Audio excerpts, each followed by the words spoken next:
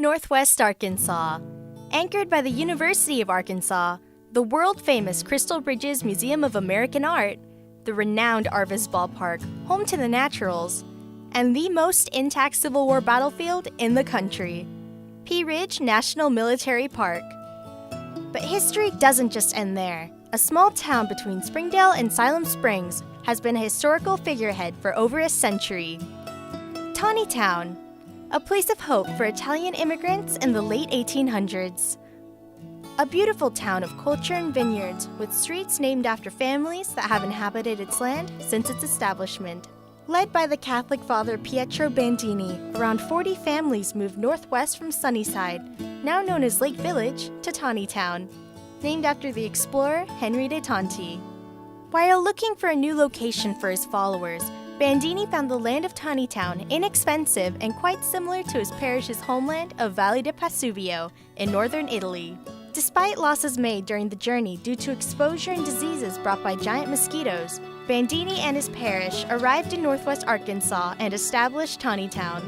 Here, settlers began a new type of life, but the church remained a crucial part of their community that continued for generations up till today.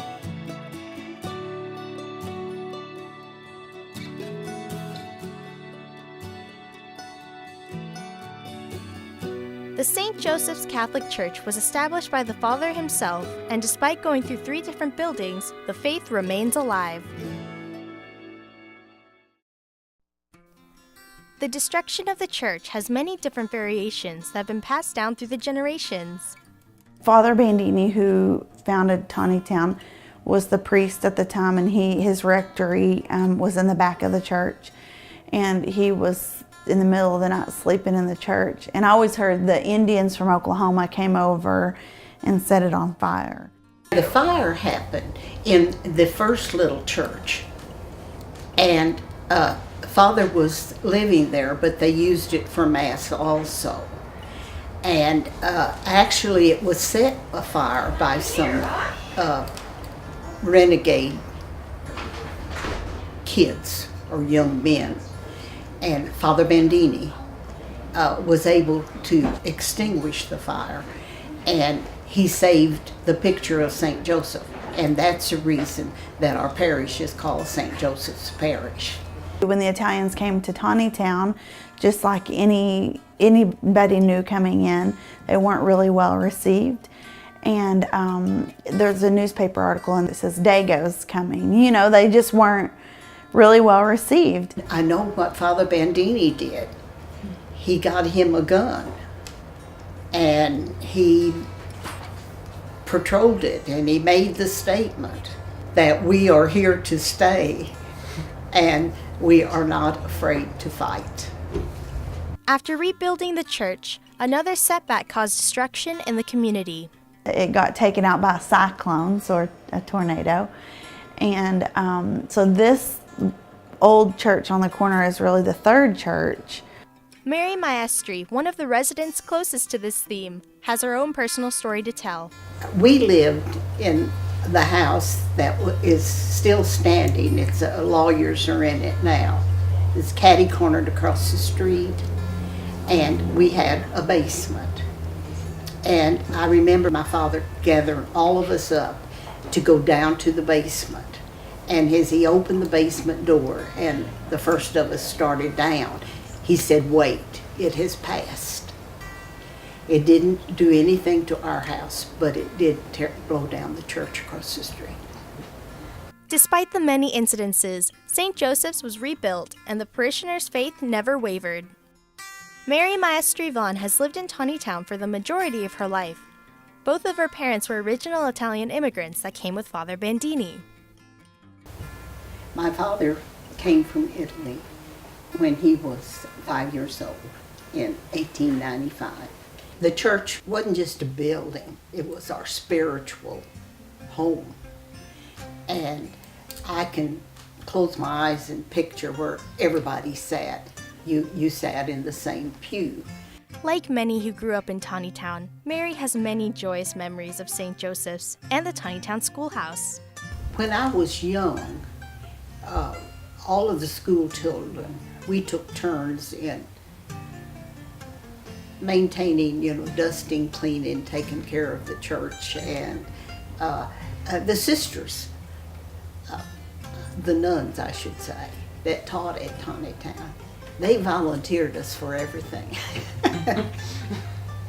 Riley Tesoro also had a vivid childhood with the church and stories about a favorite nun. I guess I was also a favorite of one of the nuns there. Her name was Sister Bernadine, and she was from Newfoundland, actually. She'd send me to the store to get something, and then I've always got a treat when I come back. One of the treats I loved was that German chocolate cake that she made. Oh, I'd kill for that. But it was great. But there was another time, this little sister I was telling you about, Sister Bernadine, I didn't have a bicycle. And she said, if you say 1,000 Hail Marys, I'll ask Jesus to get you a bicycle. So I did. I didn't fudge on it either. And one day I come up and I said, I'm done. And then somebody came to the door one day and said, Sister wants to see you.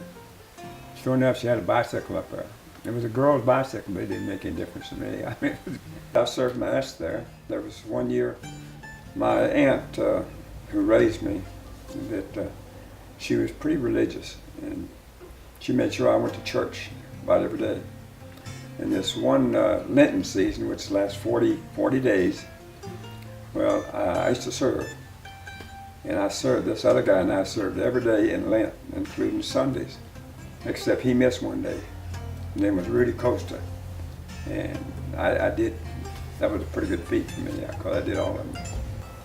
So it holds not only for me, but for everyone that's in this parish, personal memories. It's not just brick and mortar. It was our spiritual home.